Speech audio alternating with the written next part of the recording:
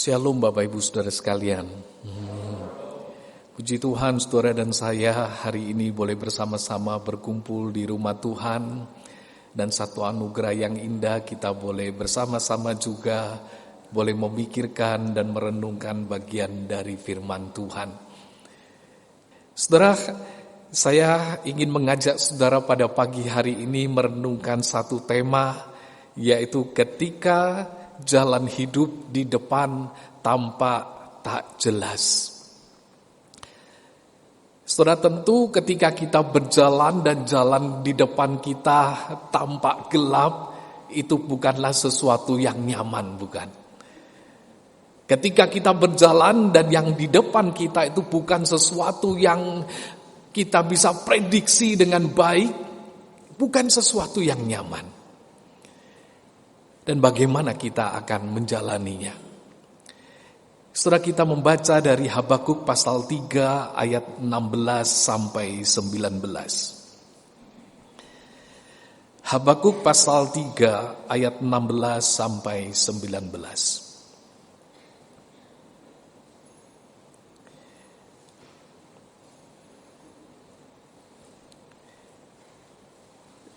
Sebelum membacanya dengan Alkitab yang terbuka di depan kita, mari kita berdoa.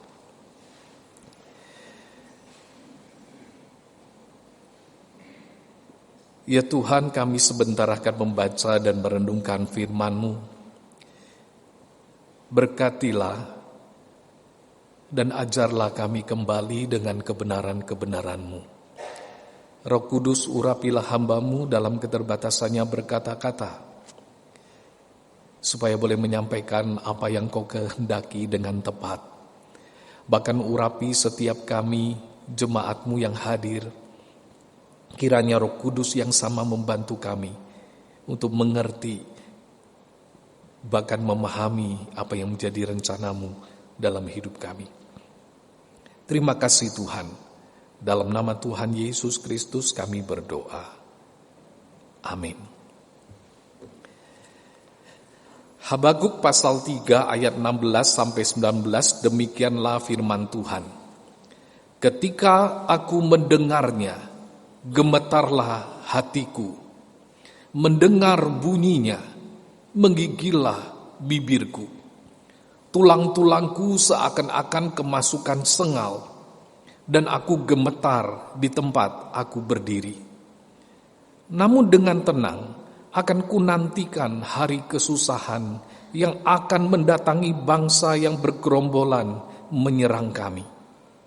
Sekalipun pohon ara tidak berbunga, pohon anggur tidak berbuah, hasil pohon zaitun mengecewakan, sekalipun ladang-ladang tidak menghasilkan bahan makanan, kambing domba terhalau dari kurungan, dan tidak ada lembu sapi dalam kandang.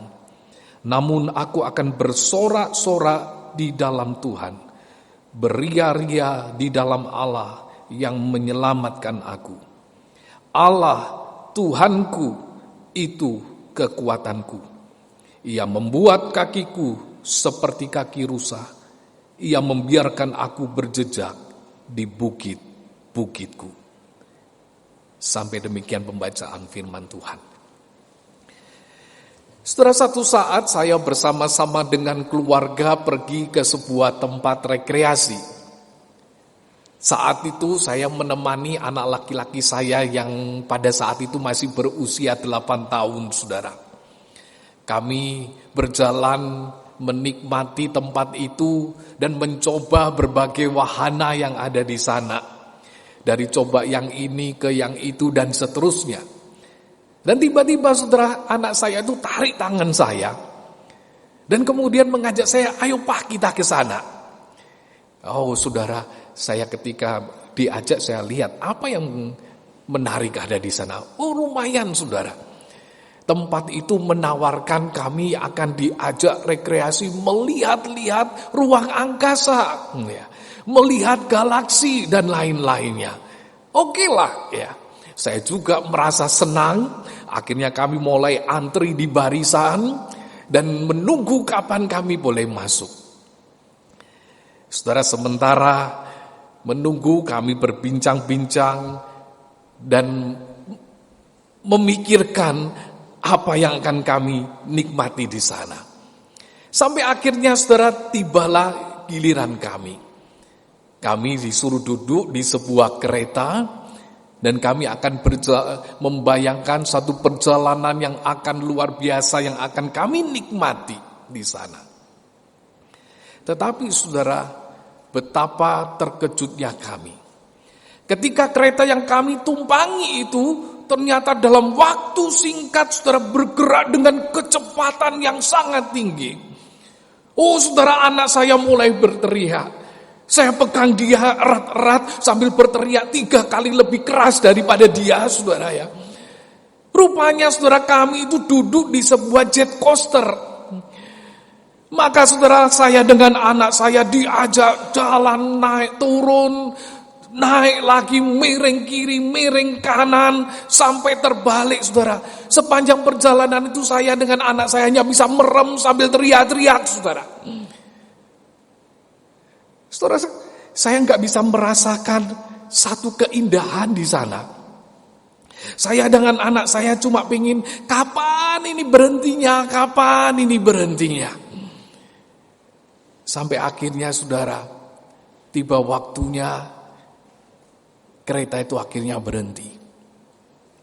Saya turun dengan anak saya dengan lutut yang terasa lemas.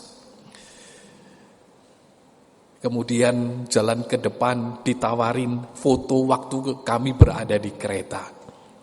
Saya tidak beli fotonya saudara, karena saya lihat wajah saya antara hidung dan mulut tidak jelas ya. Anak saya keluar dari tempat itu dan berkata, "Pak, jangan masuk sini lagi ya Pak." Dalam hati saya cuma berkata, memang sebaiknya begitu kalau kamu masih ingin punya papa lebih lama. Saudara, ini adalah sekedar sebuah permainan. Ini adalah sekedar sebuah rekreasi bagi sebagian orang. Ini adalah permainan yang memacu adrenalin. Tapi ternyata bagi saya dan anak saya tidak, saudara. Kami berada duduk di sesuatu yang gak kami ingini. Kami berada di dalam situasi yang tidak kami harapkan. Dan kami harus melewatinya dengan segala ketakutan kami, dengan segala kegentaran kami. Kami ingin berhenti, tetapi kami tidak bisa menghentikannya. Saudara, tetapi saya menemukan kadang realita hidup juga demikian, bukan? Kita juga mengharapkan segala sesuatu itu kalau boleh berjalan sesuai dengan kita yang kita inginkan. Kita senang saudara kalau situasi itu bisa kita prediksi. Kita senang kalau situasi itu bisa berjalan sesuai dengan harapan kita. Tetapi saudara, ternyata tidak semua bisa kita prediksikan, bukan? Tidak semua berjalan sesuai dengan harapan kita. Tidak selalu kita itu berada di dalam sesuatu yang kita ingini, saudara. Kadang tanpa terpikir, tanpa terencana, tiba-tiba saja kita duduk di satu kereta yang kemudian membawa kita berputar-putar, yang membuat jantung kita berdetak lebih keras, membuat tangan kita mengeluarkan keringat dingin, kita ingin keluar dari kereta itu, dan kita nggak bisa, saudara. Kadang mungkin kita berada di dalam kursi itu, saudara. Mungkin itu terjadi ketika apa yang kita rancang untuk masa depan kita ternyata tidak berjalan dengan seperti yang kita harapkan. Kita tidak tahu harus bagaimana menjalani ke depan. Atau tiba-tiba saja kita harus mengalami sakit yang gak jelas dan kita tidak tahu harus bagaimana menjalani waktu-waktu yang ada di hadapan kita.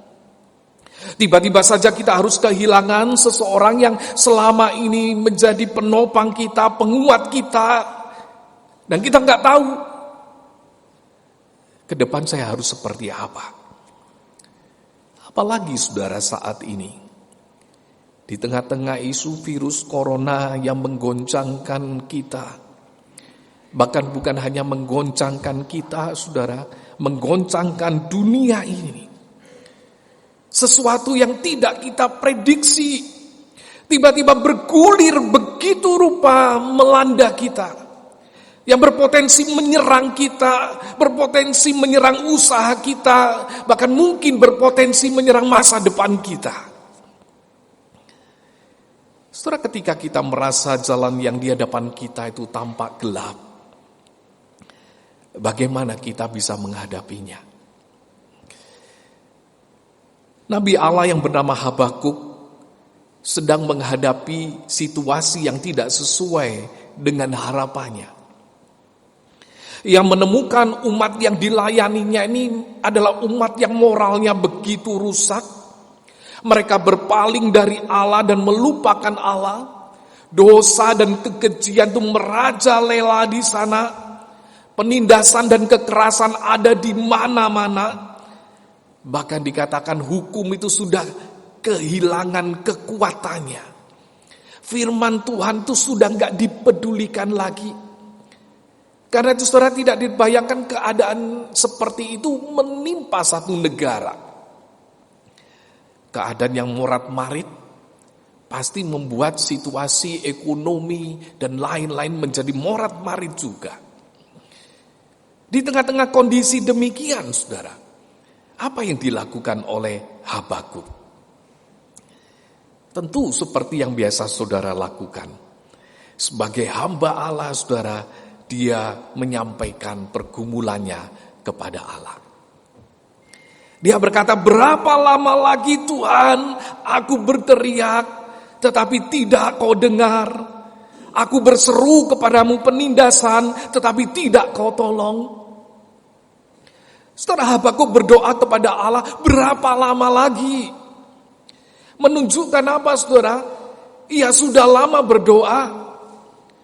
Menunjukkan ia sudah sering berkata-kata kepada Tuhan tentang keluhannya. Saya yakin ketika saudara mengucapkan kepada Tuhan, Tuhan berapa lama lagi engkau menjawab doa saya? Artinya apa, saudara? Kita sedang berdoa dan sudah sering kali berdoa. Tetapi saudara, ia dikatakan tidak hanya berdoa tetapi berteriak. Ini adalah sebuah teriakan minta tolong yang diungkapkan dengan suara yang keras. Kata ini adalah seperti teriakan Nabi Yunus ketika dia berada di dalam perut ikan itu.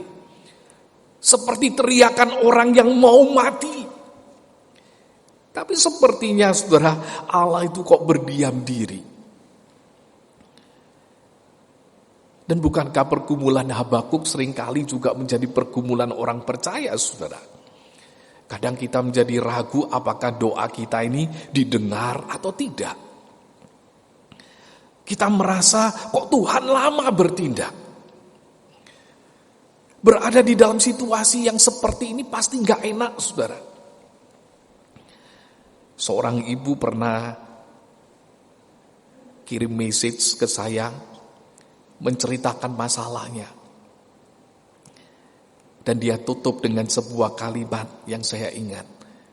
Dia berkata, aku sudah berdoa agar Tuhan menolong aku. Tapi sepertinya Tuhan diem aja. Aku pusing, katanya. Memang berada di dalam situasi doa yang tidak terjawab itu sangat gak enak, saudara. Kita menanti-nanti tetapi kita tidak tahu apakah ini akan dijawab atau tidak. Sepertinya Allah itu diam. Tetapi saudara, saya ingin berkata lebih menjengkelkan lagi. Kalau ternyata jawaban doa itu tidak seperti yang kita harapkan. Dan inilah yang terjadi dalam kehidupan Habakuk ini. Akhirnya saudara, Allah menjawab Habakuk. Allah katakan, aku gak akan membiarkan kejahatan itu berlangsung di depan mataku.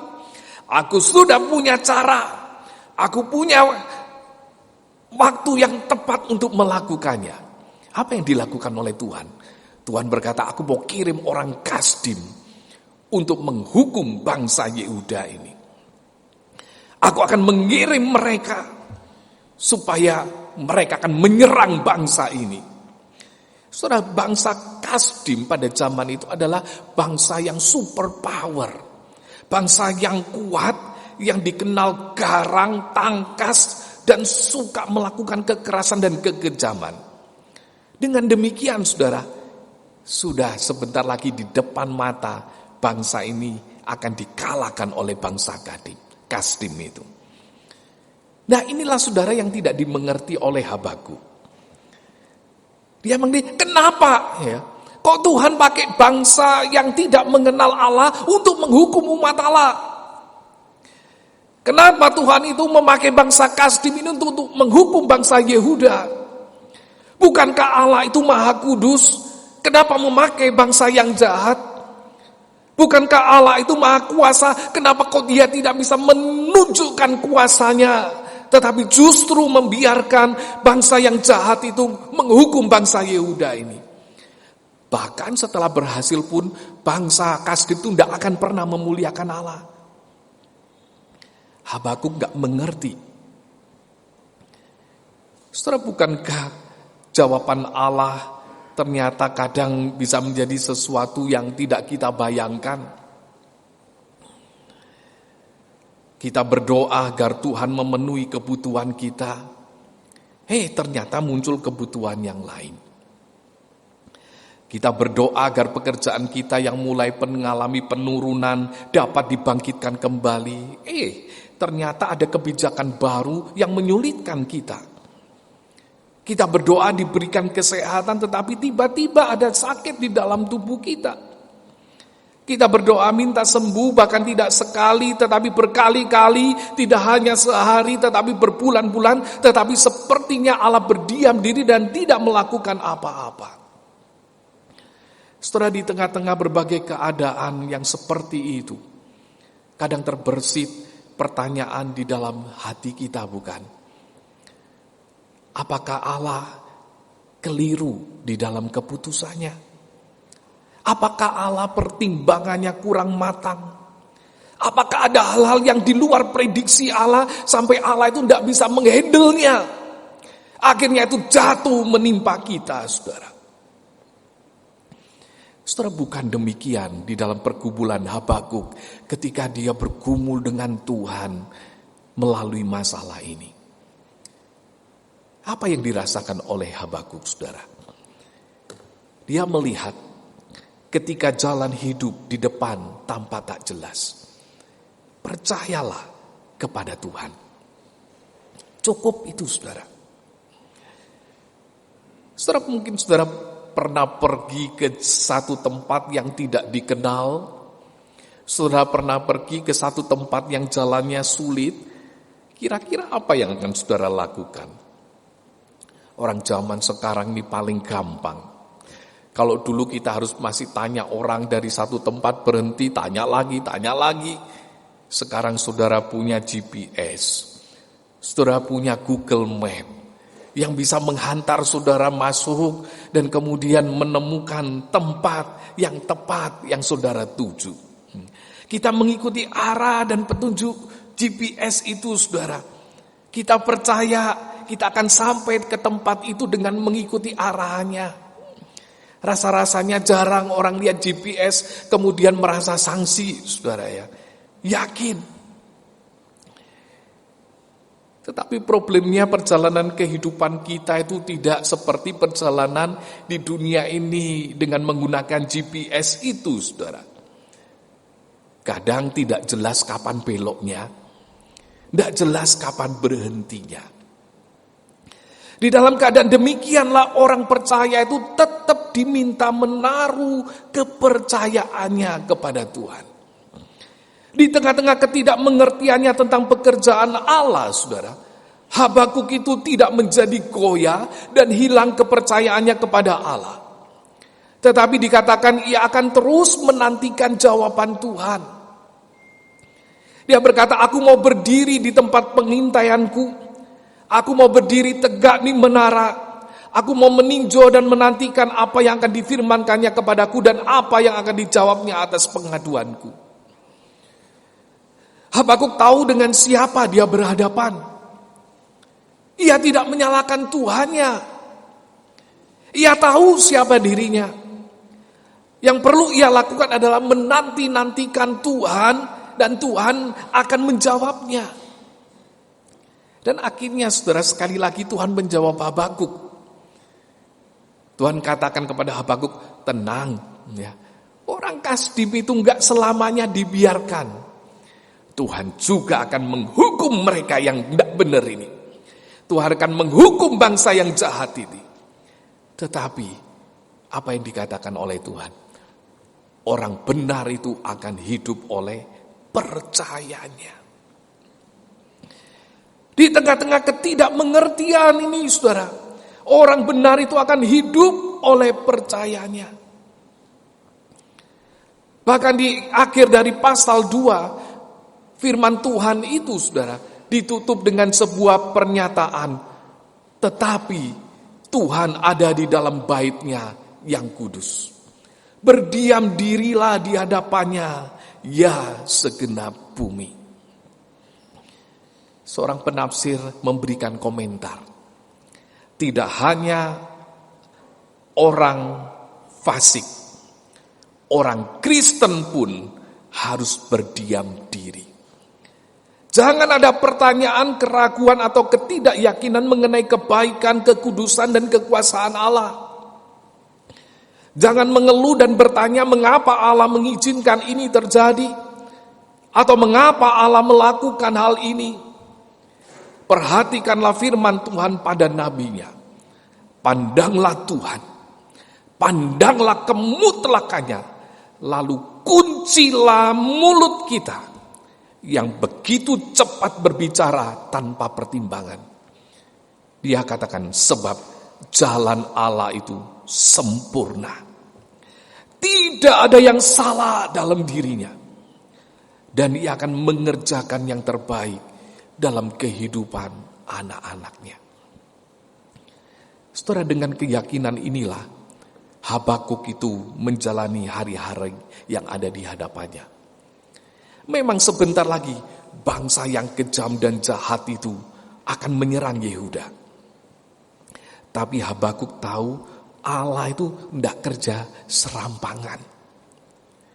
Allah itu enggak ngawur, saudara. Ia punya rencana dan memperhatikan umatnya yang hidup benar, yang sesuai dengan kehendaknya ini.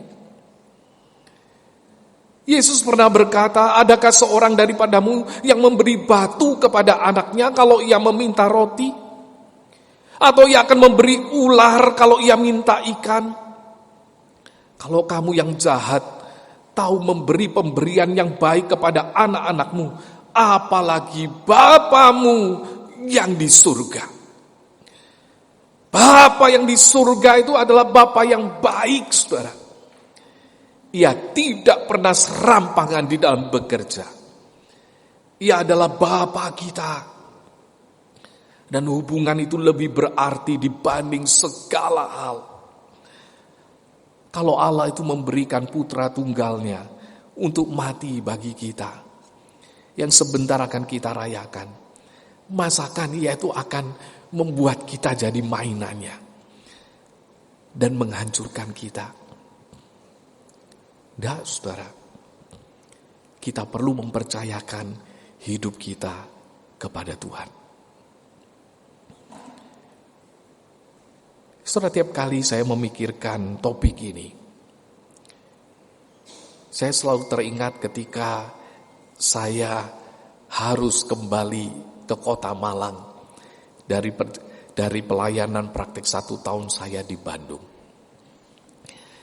Saya masuk seminari, sudah punya anak 2. Sekarang anak saya 3, saudara. Setelah selesai saya dipindahkan ke Bandung.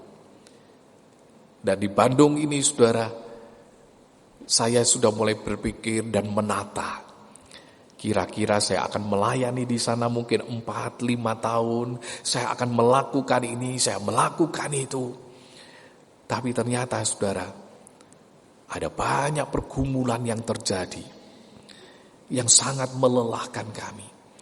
Pergumulan di tengah-tengah keluarga, masalah, keluarga orang tua yang sakit, dan lain-lainnya. saudara yang sakit. Sampai akhirnya tiba-tiba kami harus menghadapi satu kenyataan bahwa saya harus kembali ke Malang untuk kembali melayani di Seminari Alkitab Asia Tenggara. Saya tidak siap, saudara, dengan kondisi itu. Nah, satu saat, saudara, ketika dalam perjalanan dari Jakarta menuju Bandung, habis mengantar saudara saya yang sakit, saya begitu merasa lelah. Saya menyetir sendirian. Di tengah-tengah gelapnya malam itu, hati saya itu protes. Saya berkata, Tuhan, kenapa jalan hidup saya jadi kacau? Kenapa saya seolah-olah tidak bisa menentukan apa yang ada di depan saya? Kenapa kok hidup saya jadi morat-marit, saya merasa. Tapi saudara, ketika saya berkeluh kesah tentang hal itu, tiba-tiba lagu yang diputar di mobil saya itu menayangkan satu pujian yang mengatakan, ku di tanganmu, ku di hatimu, di pikiranmu, di rencanamu, tak pernah ku sendiri. Ku di tanganmu, ku di hatimu, di pikiranmu, di rencanamu, tak pernah ditinggalkan. Saudara, lagu itu berulang-ulang seperti menampar saya. Seolah-olah, kenapa saya tidak percaya? Kenapa saya berkata, hidup saya kacau? Bukankah hidup saya di tangan Tuhan? Hidup saya itu ada di pikiran Tuhan, di rencana Tuhan, di hati Tuhan.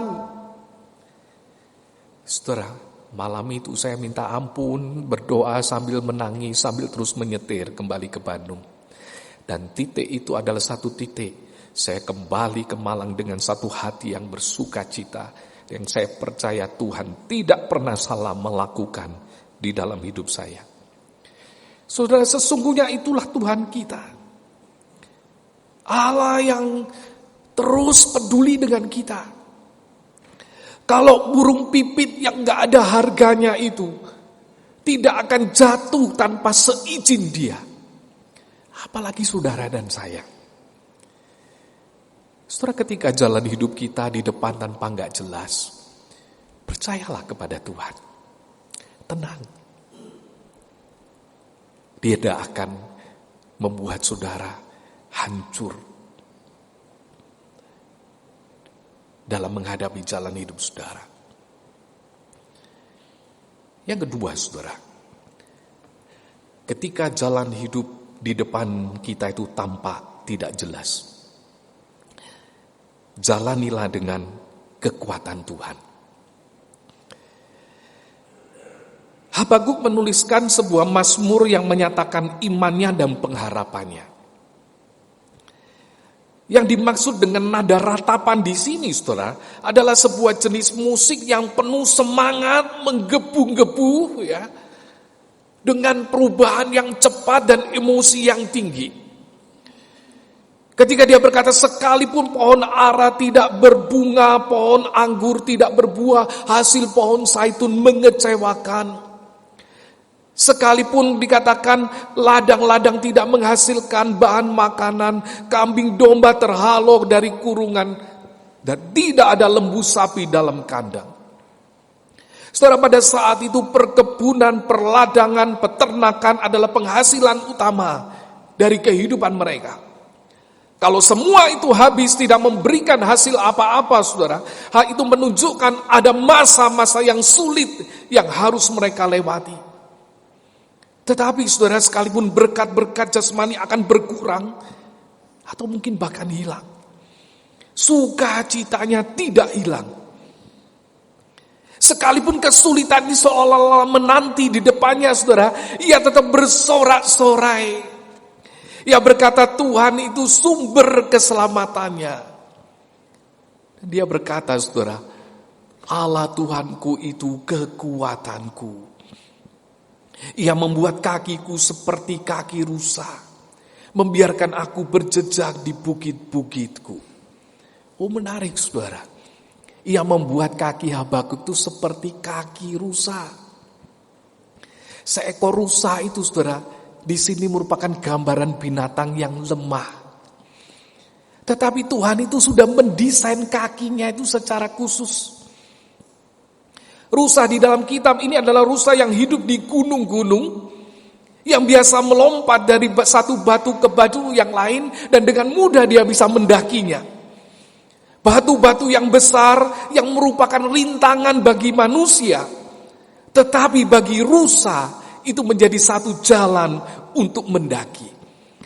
Batu-batu itu menjadi pertolongan untuk rusa itu bisa mendakinya.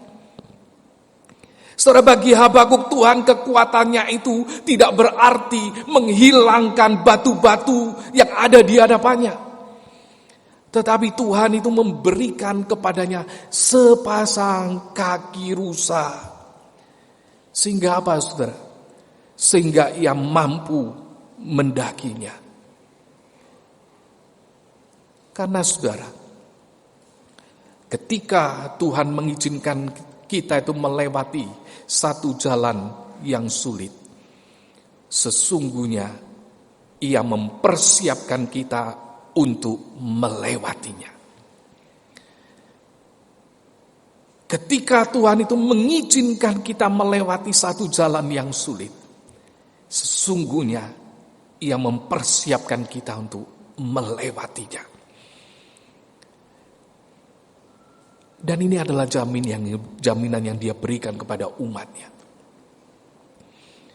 Saudara, satu saat di dalam pelayanan saya berjumpa dengan seorang rekan. Ketika saya tanya bagaimana usahanya, pertama, saudara, dia bercerita usahanya berjalan baik. Satu waktu saya datang lagi. Saya tanya lagi, gimana usaha kamu sekarang? Kali ini, saudara, dia cerita dengan marah-marah dan mengeluh. Karena dia merasa saya sudah dikacau balokan. Ada peraturan-peraturan pemerintah yang mengganggu usahanya. Sampai membuat dia mengalami kesulitan. Dia marah, menyinggung kebijakan ini, kebijakan itu, dan yang lain-lainnya. Oh, saudara, saya hanya bisa mendengarnya dan mendoakan, menguatkan dia. Berapa waktu kemudian saya datang lagi, saudara. Saya tanya lagi. Dan apa yang jawabannya? Dia masih marah. Dia cerita, saya sudah berusaha melakukan ini, melakukan itu. Mencoba negosiasi. Kalau boleh ada peraturan-peraturan pemerintah yang diganti. Tapi tidak bisa. Sampai satu saat, saudara, saya datang lagi. Saya tanya, gimana usaha kamu? Kali ini, saudara, wajahnya sedikit berubah. Tidak marah-marah lagi. Ya. Tapi dia sedikit tersenyum. Sudah lumayan, Pak. Saya tanya, oh, apakah aturan-aturan pemerintah sudah diganti? Sehingga kamu bisa menjalankan usaha kamu dengan baik? Enggak, Pak. Tidak berubah. Tetapi sekarang saya sudah bisa mengaturnya. Apa yang dikerjakan di pabriknya dimodifikasi, diganti, dan dia punya ide yang baru untuk melakukannya. Dalam hati saya pikir, kok kamu gak dari dulu-dulu mikir kayak gitu, ya? Kenapa harus marah-marah setahun, 2 tahun, jengkel terus, ya? Saudara, kadang memang Tuhan itu mengizinkan ada sesuatu di depan yang menghalangi kita. Tapi percayalah, sesungguhnya Ia mempersiapkan kita untuk melewatinya. Mungkin ada yang kita prediksi, ternyata tidak sesuai. Jangan takut, saudara. Percayalah. tetap jalani apa yang ada di hadapan saudara dengan ketenangan. Sebab Tuhan akan memampukan saudara untuk melewatinya lagi. Melewatinya.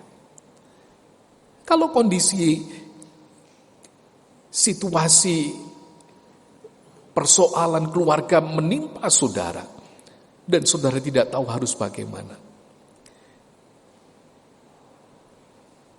Tuhan akan mempersiapkan saudara untuk melewatinya. Saudara, hari-hari ini kita dihadapkan dengan isu virus corona yang menggoncangkan kita dan menggoncangkan dunia kita. Mungkin keresahan kita tidak seperti beberapa waktu yang lalu. Saat itu kita berpikir si corona ini masih jauh ya dari kita. Tetapi sekarang sepertinya sudah di depan rumah kita. Setiap hari sepertinya kita dihujani dengan berbagai informasi, baik yang benar maupun yang enggak benar. Sampai-sampai rasanya kita itu sedang memasuki satu kancah peperangan yang begitu besar yang akan menghancurkan kita. Saya membayangkan itu seperti bola salju yang terus menggelinding, yang semakin besar, dan seolah-olah kita itu tidak bisa berbuat apa-apa dan akan dilindas olehnya.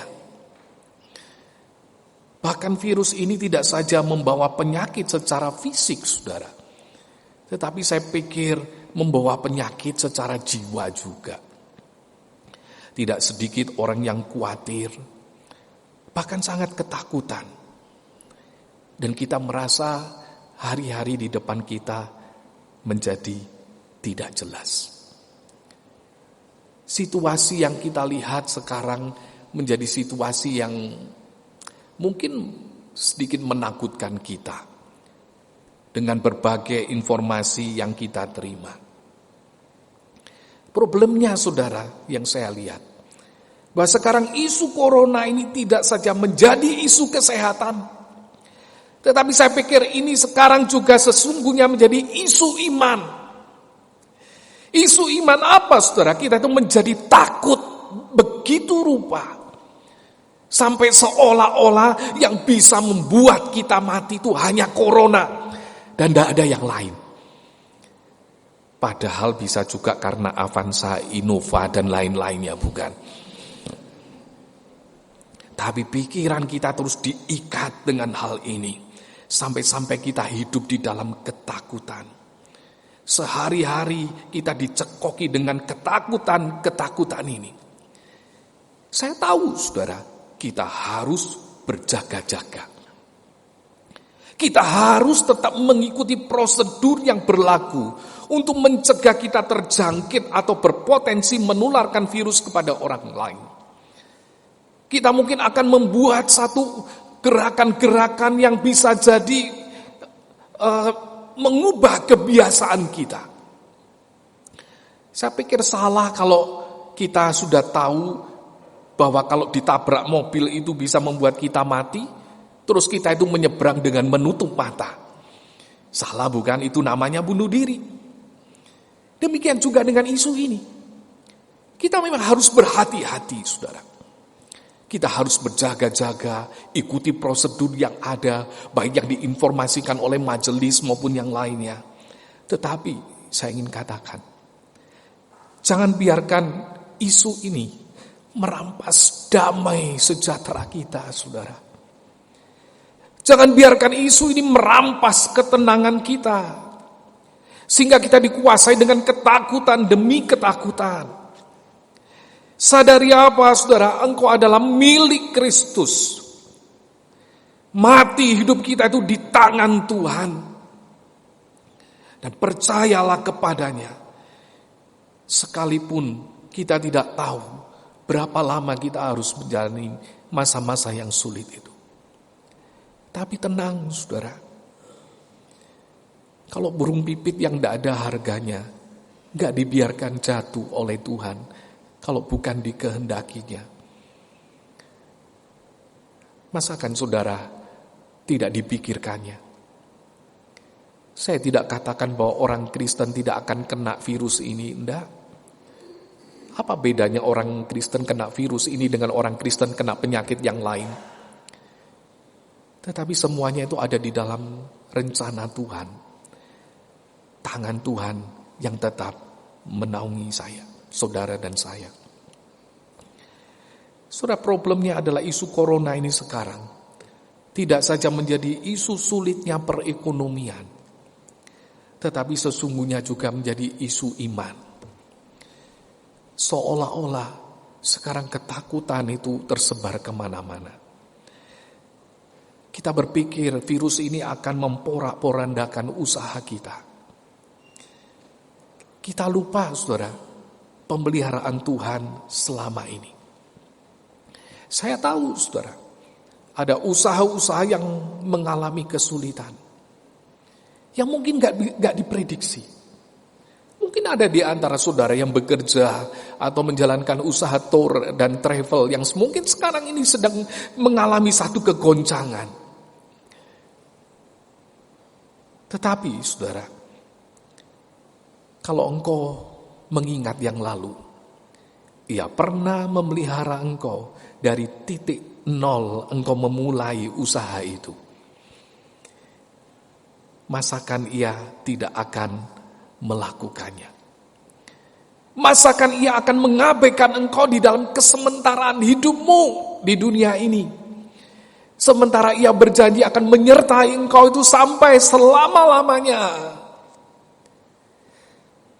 Saudara, mungkin Tuhan izinkan kita itu mengalami masa-masa yang sulit. Ada batu-batu yang merintangi perjalanan kehidupan kita. Tetapi ingat, saudara, kita itu ada di dalam tangannya. Kita itu ada di dalam hatinya.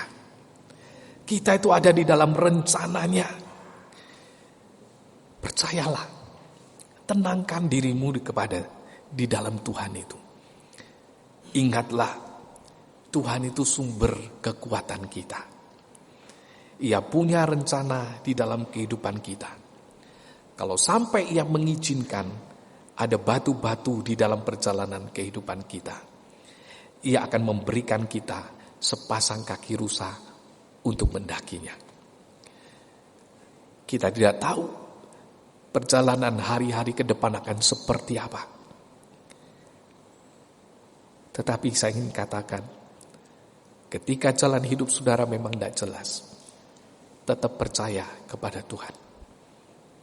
Sebab Ia yang menebus engkau adalah yang memelihara engkau.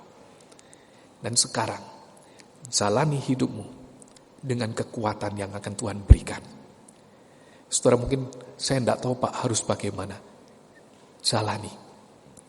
Dan kau akan melihat bagaimana Allah mempersiapkan engkau untuk melewati masa-masa yang sulit ini.